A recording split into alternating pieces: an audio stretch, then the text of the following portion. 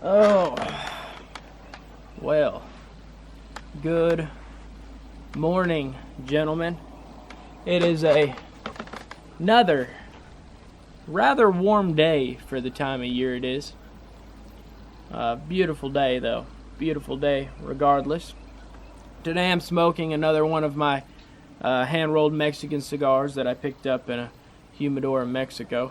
And if you haven't watched that video, that past video, I'll link it at the end of this video. But it talks about this cigar and how I aged it. But I wanted to tell you guys a story of past experience that I had and how I learned from it, because I like making those sort of videos to try and help guys like me out, or any guy out, and help them get through a tough situation. But it honestly wasn't too long ago, a few years ago, where I had a really good job. And really good job. Some of the best money I was making since I've been working. And I was making easy money, working a great job, and very blessed to have that job. I was working at it pretty good, fairly well, and made good money.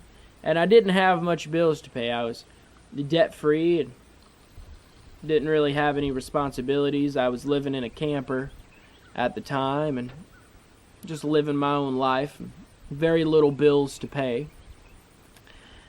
And like I said, I was making pretty good money, but I wasn't saving the money. I was spending it. I had a girlfriend, and we liked to go out all the time, and I wanted to impress her and take her out to places she had never been, going to do things. And I wasn't lavishly spending like crazy, but I was going through some money. Didn't really keep much set aside for emergencies or things like that. I made sure all my bills were paid, and that was about it. I had a little bit of money left over for fun. So, and I have a habit of living my life like that sometimes. But one day came along, and I was driving along, and all of a sudden my car started puttering a little bit. And so I pulled over and popped the hood, and engine was rattling a bit, and I was like, oh, that's weird. You know, my car's relatively new, 120,000 miles on it, and it was in good working order. I had it serviced regularly. It was a beautiful vehicle, looked brand new, and so I set the hood down and kept driving, and was like, I'll check it out later. When I take it in to get serviced, I'll check it out. Well, I got to the other side of town, and all of a sudden the car started shaking real bad, and I could tell the engine was something was happening. So I just so happened to be right next to my sister's house and pulled in her driveway, and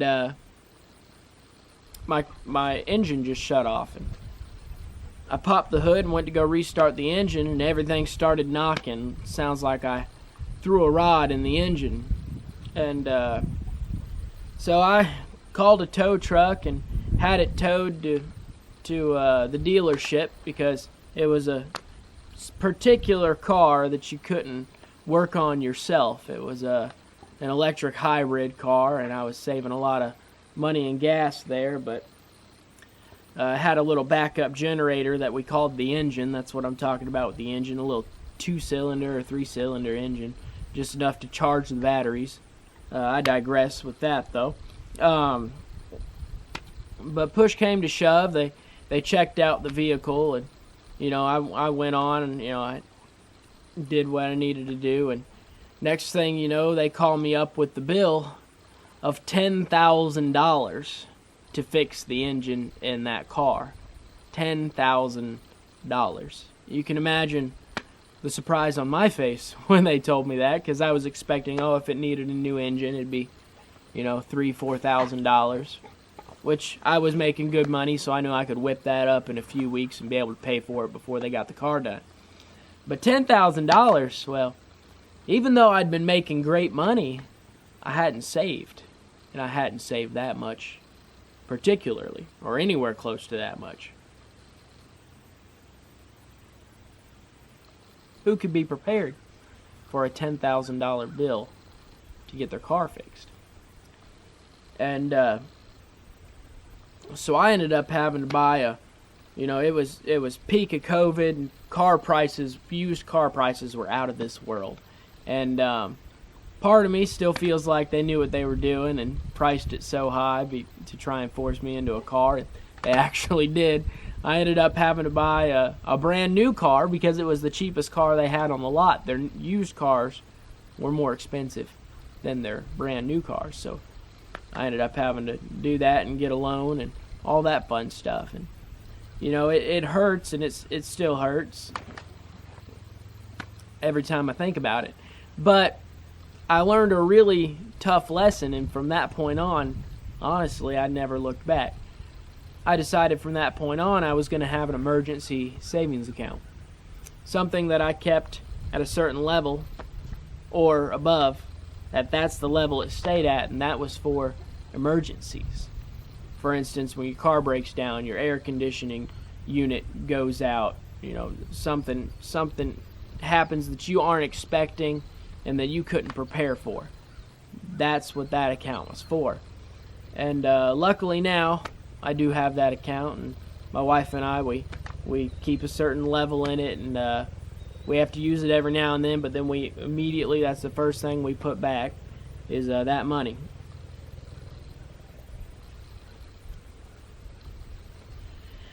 But I say all that and tell that story to kind of interlude into today's video. And today's video is about preparedness, being prepared. Now, anyone could guess by me telling that story that I was ill prepared for that bill that the car dealership gave me. Even though I was making more than enough money, I could easily live a month off of a week's paycheck from what I was making.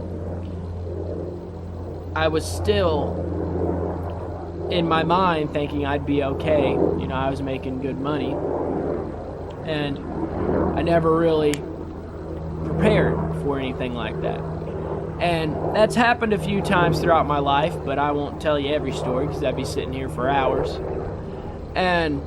But I wanted to show you that in regards to you need to be prepared, not only financially, mentally, physically, maybe with a job. If always have a backup plan for a job. We have little side gigs we like to do and work on. YouTube is one of those little side gigs that I do. It's an expressive, creative outlet for me, I guess, and a way for me to share my experiences and my hobbies with guys on YouTube.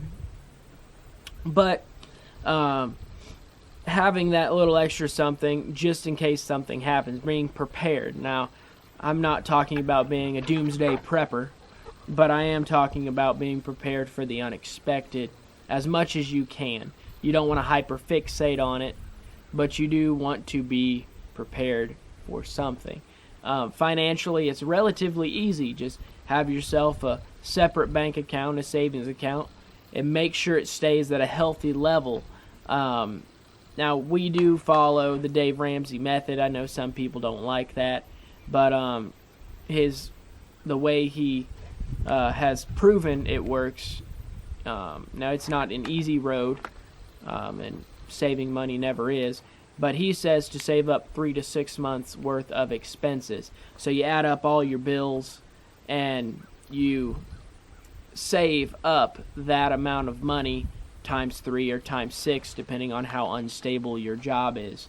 I work at a factory job that will probably never go out of business while I'm alive. It's one of the largest. I work for one of the largest companies in the world, and I couldn't imagine I'd be losing my job anytime soon. So I don't necessarily need a ton saved up, but we do have saved up what we need. We are prepared. Same thing with having the extracurricular activities that are a means of income. That way, if I do lose my job, I'm prepared with something to take its place, and that way I have a little extra money coming in and I don't have to freak out. Just like when a big storm comes in, I remember living in Florida during the hurricanes. We would have hurricanes come in, we'd have a couple days notice, and we would board up everything, stock up on food supplies, make sure there's gas in the generator. We would be prepared for that storm. You don't just sit there on your front porch sipping sweet tea, not doing anything, staring at that hurricane coming, saying, oh, well, I don't think it's actually going to hit me, because chances are, like with anything in life, crap's going to hit the fan, and you're going to have to deal with it one way or another, so make sure you are prepared. Now that I got off my soapbox, I would like to know, just like any of these videos, I would like you to comment down below and let me know of a way that you prepare in life, or a way that you have learned that you needed to prepare and had to learn the hard lesson like I did. I appreciate you guys watching this video.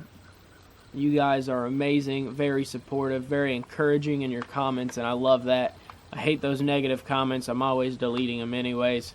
But I really appreciate you guys, and I will see you again for another video. Good day, gentlemen. I'm going to get back to smoking my cigar.